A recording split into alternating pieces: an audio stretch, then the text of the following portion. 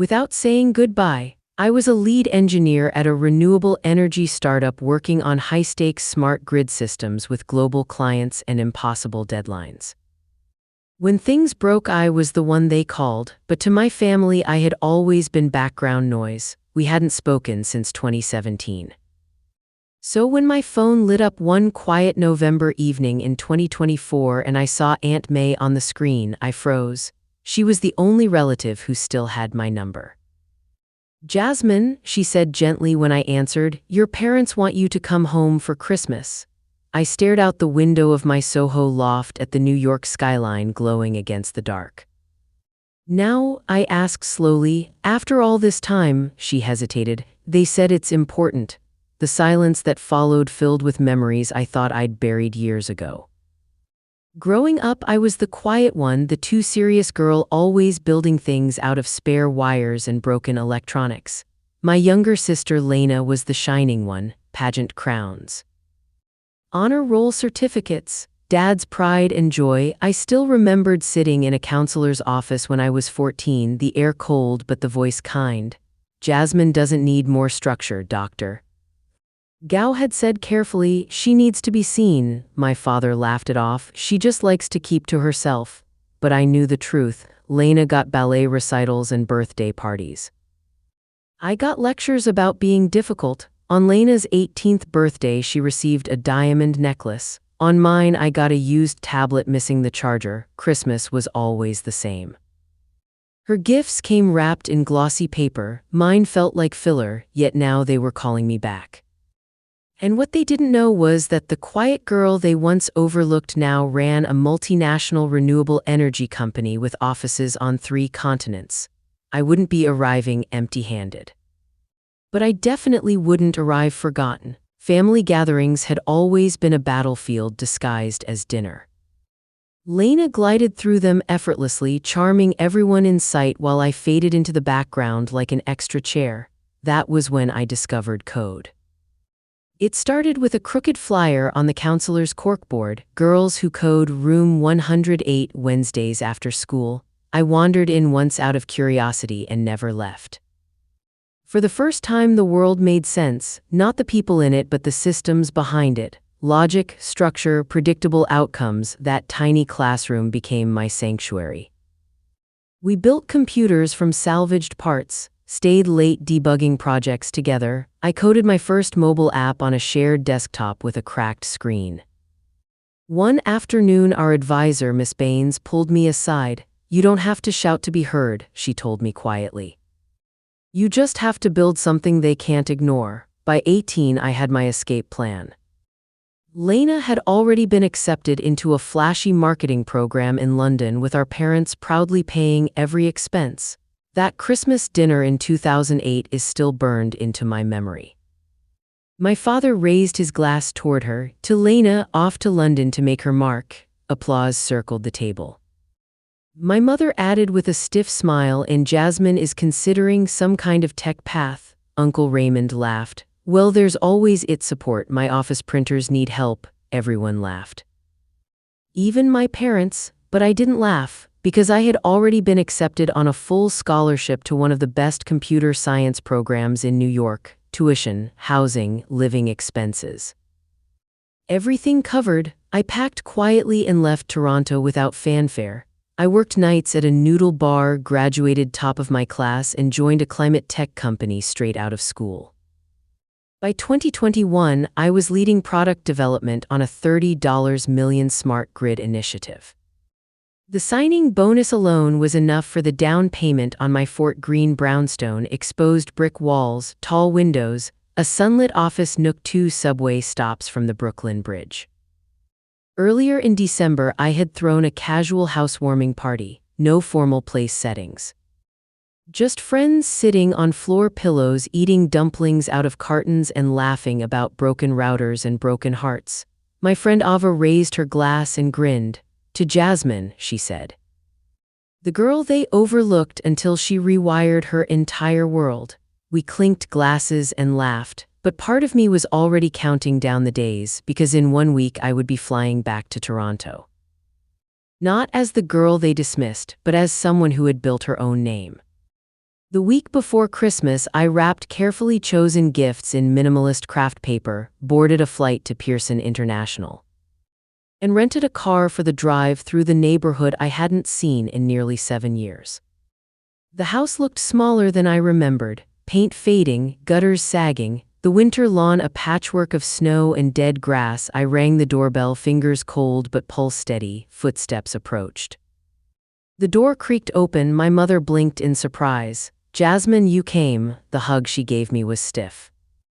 "You look successful." Inside the house, everything smelled exactly the same: lemon polish, dust, and the old cinnamon potpourri bowl that had been sitting on the hallway table since 2009. The living room was crowded with relatives. Conversations dropped into silence as heads turned toward me. Someone whispered, "Well, look who made time for us." Another murmured, "Is that cashmere?" I glanced down at my tailored wool trousers and Burberry coat. Quiet confidence apparently still looked like arrogance to them. Then Lena appeared, glowing and theatrical as always, her hand laced with her fiancé's. "Everyone meet James," she announced brightly.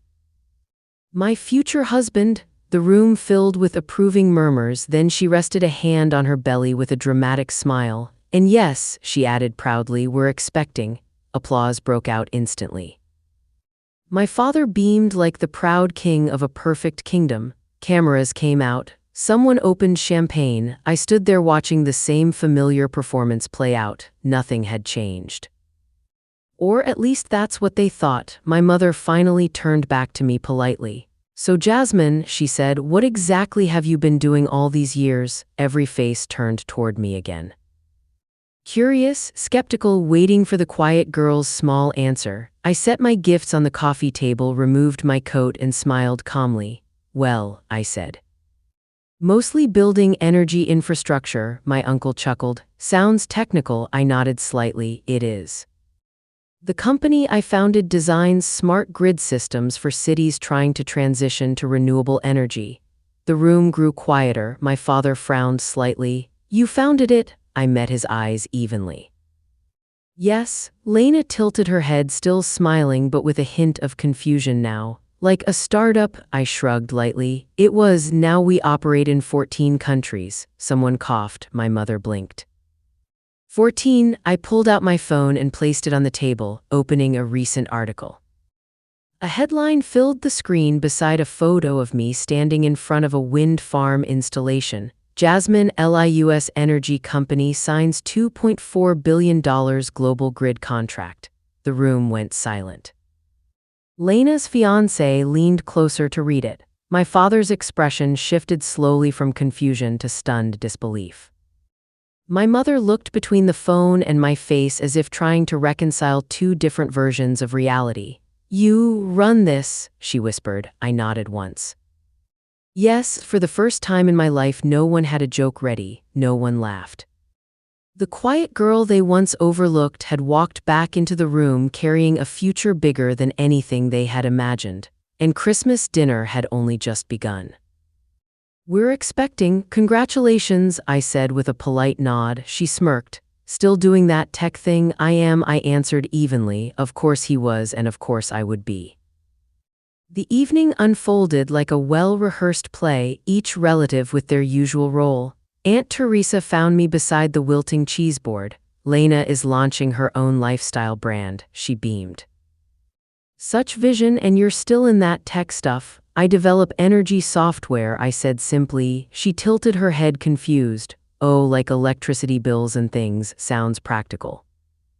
Uncle Dave nudged me near the oven. "We've got an opening at the garage. Pays minimum wage, but it's solid work." "Thanks," I said. "I'm all set." At dinner, they placed me at the edge of the table by the swinging kitchen door. Crumbs and eye rolls. Lena, of course, owned the center. "This brand's going to change everything," she declared, gesturing dramatically. "We just need a little capital to start up." "How much?" Dad asked, fork midair. "About $250,000 cents to get through the first quarter," Lena replied confidently. I nearly laughed into my wine. Classic influencer fantasy with no business plan. "We'll find a way," Mom said, clutching her hand. "We support each other." After dinner, she handed me a single fleece blanket and pointed toward the air mattress in the den. Christmas morning arrived with Lena and James rushing down like it was 1998. The gifts towered. They opened mine, clean snorts lines, useful luxury. "Jasmine, this is wow," Mom whispered, cradling her cashmere scarf. Then my turn came and there was nothing. Mom gasped, overacted and off-key. "Jasmine, we completely forgot." Lena burst into giggles just like when we were little. "Try not to cry this time," she winked. "You're grown now," but I didn't feel sad or angry. I just felt done and very, very clear. Tech. Lena laughed like those app tester jobs or call center stuff. She turned to James. "Jasmine was always different." I simply smiled, something like that. Mom clapped. "Dinner's almost ready." "Jasmine, the guest room's full, so you'll be on the air mattress in the den." "Perfect. I'm not going to cry," I said evenly, reaching into my handbag. "Actually, I got myself a pretty great gift this year." I pulled out a sleek silver keychain and held it up. The brushed steel glinted under the chandelier's light. Mom squinted. "What's that?" "Keys," I said simply, "to my new condo I closed last week." The room fell into stunned silence. Dad blinked. "You bought property with my own money," I said from work. I took a sip of water before continuing. "My firm just licensed an energy optimization suite. I developed a major utility company, rolled it out nationwide. My share was solid." Mom's brow furrowed. "How solid?" I gave a mild shrug. "About $150,000 after taxes." You could have heard a spoon drop. Lena's eyes darted between me and her fiancé. Dad stared like I just announced I was royalty. $150,000. Mom echoed, her voice tinged with disbelief. "What kind of job gives out bonuses like that?" "I told you," I said calmly. "I'm a lead developer. I build software platforms for smart grids. Our clients include energy companies, governments, and Fortune 500s. Dad leaned forward. "How long have you been making money like this?" "Since I graduated, my base salary's been 6 figures for years. Bonuses just vary," and that's when the energy shifted. Mom stood abruptly, her tone all honey. "Sweetheart, why didn't you tell us? We're so proud of you." Dad grinned toward Lena. "Did you hear that? Your sister's working with global clients." Lena stiffened. James leaned in, murmuring something only she could hear. Mom scooted closer. "So tell us about this condo. How many bedrooms?" "2 bed, 2 bath, Fort Greene, a block from my office." Mom beamed. "We should come visit. Family should stay close, right?" I nearly laughed. Family after nearly a decade of silence. "Actually," I said, rising to my feet, "I've got an early flight back to New York." Mom reached for my arm. "You just got here. Stay a few more days." Dad nodded. "We haven't even had time to talk about your success." As I gathered my things upstairs, I could hear hushed voices drifting from the kitchen, murmurs laced with urgency. When I came back down, rolling my suitcase behind me, they were waiting in the foyer. Those 2 bright smiles stretched across familiar faces. "Before you leave," Dad said, stepping forward, "we wanted to discuss Lena's business launch. As she mentioned, she's looking for just a little seed capital." Lena smiled like she was offering me the favor. "It's a lifestyle brand, sustainable. Very now, you'd be an early investor." "How much?" I asked, already knowing. "Just $200,000 your cents," she said sweetly. "With your bonuses, it's really not a big deal, right?" I looked at them. My parents, who once offered me a pull-out couch the same day they paid for Lena's London tuition. My sister, who mocked my hoodie and startup job, and her fiancé, still avoiding eye contact. "No," I said. The smiles fell instantly. "What do you mean no?" Mom asked sharply. "I mean, I'm not giving you money, but we're family," Dad protested. I folded my arms. Where was that family when I got a part-time job at 17 while Lena got driving lessons and designer bags? "That was a different time," Mom muttered. "We didn't have extra then. You had it for Lena," I said quietly. And this time no one denied it. Nash showed promise. Mom snapped, then quickly softened. "I mean, we just thought a more practical path would suit you better." I picked up my bag. "I need to go, you ungrateful brat." Lena suddenly snapped. "After all this family has done for you." I paused at the doorway. What did you do? Raise me, feed me? That's called being a parent, not a savior, and even then you made sure I knew I was second tier. I stepped outside as the three of them followed, still throwing words after me. You'll regret this, Mom yelled. I won't, I said, and for once it felt true.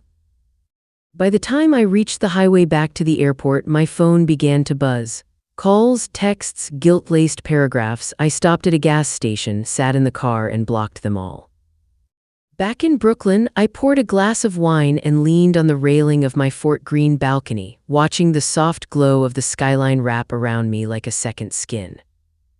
Ava texted, heard what went down, want me to fly up there and throat punch someone? No need, I typed back. Honestly, this is the best gift they've ever given me. Clarity, she sent a laughing emoji. Your mom's already blasting the family group chat, says you refuse to support your sister, let her talk, I replied. That night, I slept better than I had in years. By morning, new messages flooded in, not from Mom or Lena, but from distant cousins, aunts I barely remembered. How could you turn your back on family? Lena just needs help, you're being cruel. I blocked them all. Every last one except Ava, who called that evening. Jasmine, she sighed, your mom's lost it, says you're rich and selfish now. I sipped my coffee, sounds like she finally noticed. She's telling people you've forgotten where you came from. Of course she is, I said. God forbid they admit the daughter they dismissed actually made something of herself. Ava's voice softened. For what it's worth, I'm proud of you. It's worth a lot, I told her. You're the only one I care to stay connected with. Are you really okay cutting the rest off? Ava, I said gently, I cut them off 8 years ago. This just made it official. That evening, I met up with friends at our usual spot in Fort Greene, a cozy wine bar with velvet seats, flickering candles, and jazz low in the background. I told them everything. Good riddance, Kendra said, that kind of energy will rot you from the inside. Will you miss them? Someone else asked. I paused, letting the question settle. No, I think I've been mourning the version of family I never actually had. Now I'm just closing the chapter. I lifted my glass to chosen family. To chosen family, they echoed, glasses clinking. Just as I smiled, my phone buzzed with an unknown number. I flipped it face down without a second thought. 6 months later, the summer sun warmed the Brooklyn skyline. I sat on my balcony, coffee in hand, watching joggers pass and dogs tug at leashes. It felt like I'd finally stepped out of a shadow I didn't realize I'd been standing in. Ava still called once a week, not out of obligation, out of care. Lena's baby was born last month, she said one day. They named her Madison. That's nice, I replied and meant it. I hoped that little girl would grow up knowing she mattered. Last I heard, Lena and James were still living with my parents. The brand launch still just talk. Even the extended family was growing tired of the story. Apparently, my parents had turned my betrayal into a tragic little performance, served cold at every holiday dinner. I was now the ungrateful daughter who abandoned them despite all their supposed sacrifices. Meanwhile, my life, it had become something I wouldn't trade for anything. About 3 months after that Christmas disaster, I met Ethan at a cafe near my office. A freelance designer with an easy laugh and quiet strength, he understood deadlines, boundaries, and the grief of walking away from people who never saw you clearly. He'd done it, too. Work had only grown more fulfilling. I was promoted to lead systems architect on a major AI pen-arted security rollout. The salary bump was nice, but the real reward was autonomy. I was building something that mattered with a team that trusted my judgment.